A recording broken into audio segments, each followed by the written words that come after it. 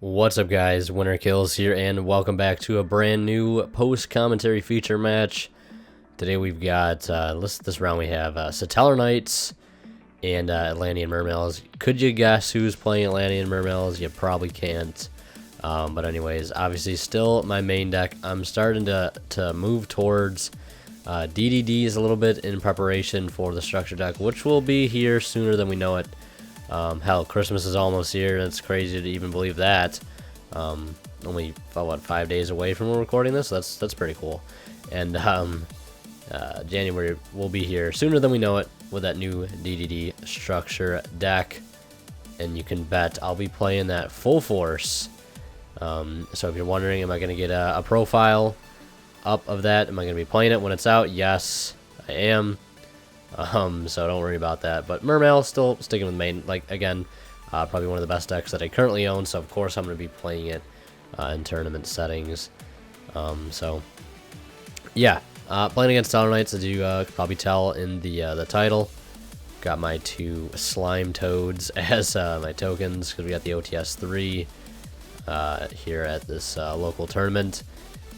Didn't open up too optimal for a Satellarknight play. Maybe if he would have had, per se, a Deneb, maybe with reset back row, or earn a Nuck, foolishing a Deneb with perhaps an Altair in hand. Maybe would have been a little bit better. See, I'm going double Moray of Greed, and it was kind of a risk to take. I think I ended up putting away some cards. I think I would have ended up regretting putting away. I don't know if I because I think at the start of the turn I had a Diva, but like my plays were not looking strong enough. Like I drew into like the instant fusion stuff like separately, so my play itself was not looking too good. And then of course there's the bottomless to go against that one play. And he's got the Altair to summon. Of course, nothing else to combo off with, which is nice. And the anti-spell comes up. It does hurt a little bit. Luckily, a Knuckle Eye comes down second to Altair, because that would have been a little bit worse to deal with. Getting that free plus off of the Altair, going for the Deneb, swinging in, of course, with both of them. Not too much of an exciting game, I can assure. And he goes into Battle Myas, which basically allows you to make a 2-card Travere simply by discarding a card and detaching, returning everything to the hand. And he's just laughing because of how upset I am currently. Because some bullshit is happening right now, that I can assure you. And surprise, surprise, there's the anti-spell. And I'm like, I've got a Neptibus, what a top deck.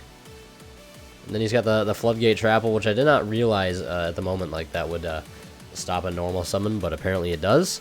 So lesson learned. And the two Twin Twisters that I do main did not come up. So I sided in the third. I sided in, I think, triple Chalice and triple Light Mirror. So if that's what you're wondering what I was siding, that's what I sided in. It was 3 Light Mirror, 3 Chalice, and a third Twin Twister, which, like, against Satellarknights, like, what else could you ask for? Maybe a Cycle Reader, but I didn't own any of those, so I'm just working with what I have. My side decks have always been lackluster. I feel like there's one thing I, as a player, lack in this game. It's, I wouldn't say maybe deck building. I wouldn't say, well, I guess you could put side deck building in deck building, but, like, main deck and extra deck and stuff, but my side deck is always, in, you know, lack of a better word, a train wreck. It's never, I feel like it's never where I want it to be. So that's something I can definitely look forward to work on in the coming year, 2017, as he goes into a Battle Myas immediately. And the nice thing about Battle Myas, the one thing I really never paid attention to, it does get you a discard.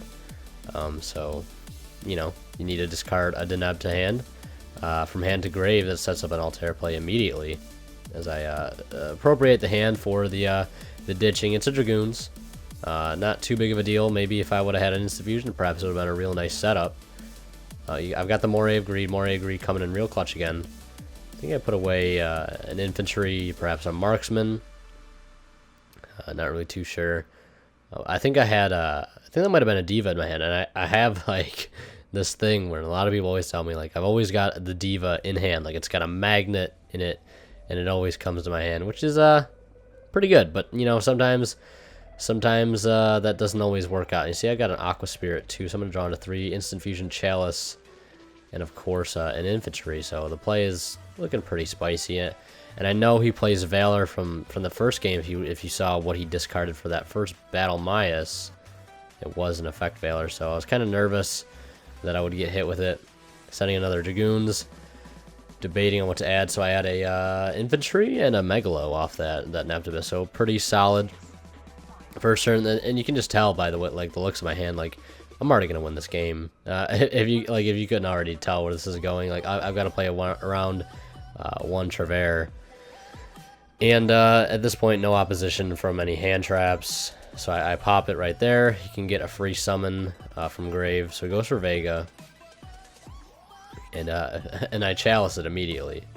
So I think that's the one thing I was like, I don't care if I get rid of the Battle Mias by any means, because I have the chalice. And whatever he summons off is not going to get his effect to go off whatsoever. And then I go into the Bahamut Dragon. Of course, I could have made a rank 4 before popping it, I guess. At least could have tried to. I don't know, but I would have needed the Megalo to do that anyway, so I don't know if I technically could. But, Dweller was an option to stop that. Not needed, though, because, the Chalice was there. And there's a Mooling Glacia. I think I added that. Maybe a card short. But I've got Instant Fusion in hand, too. I didn't even use Instant Fusion. That's one of the nice things about Aqua Spirit, because it allows you to do stupid stuff like this without even using your Instant Fusion. I don't care. Ban Norden. I can still make rank 4s all day. No, just kidding. Do not ban Norden. So I go for Rare Fish. Not going for the full Norden play. Love Rare Fish in the main.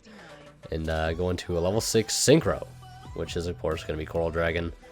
And then I'm going to use his effect to completely clear the board. Ditching the Moulin. I was like, yeah, whatever. Don't need it anyways, because that's plenty game on board. I think that was maybe 3 copies of Altair in his hand. That would have been rough if he would have let that Vega go through. So it was a good thing that the Chalice came in clutch there. And I think I'm showing my friend how just awful my my first turn is. And I think it's 2 Twin Twister and a Chalice is what I have set. So I go Chalice the Deneb. I take the 19 because it does gain 400 attack. And I've got 2 Twin Twisters, I think, and a Max C in hand and an Instant Fusion. So you can just tell how bad my hand is. And I think one of the mistakes I made here was not using both Twin Twisters. I kind of waited, hitting an Alpha and a Call the Haunted, but like he uses Magic Deflector, which I was not even the realm of possibility of cards that would have been set, and that was what completely threw me off guard. I should have just used both of them in the end phase. I didn't really want to ditch my Instant Fusion because I wanted to wait and see what I was going to draw before throwing it away. And I think that was one mistake I made. I should have just gotten rid of it, but like my hand is already so bad as I draw into another Twin Twister. So and he has a Vanities. Like I could have stopped it, but it would have been a lot better. Like, and you see me drawing into Aqua Spirit next turn, but I don't think I had any Waters in Grave to even summon the damn thing. So that's how that game went. I had a strong game too, but games 1 and 3, of course, were not too well at all. So I hope you guys did enjoy this video. If you did, be sure to leave a like. That'd be greatly appreciated. And as always, Winner Kill signing out. We'll see you in the next one.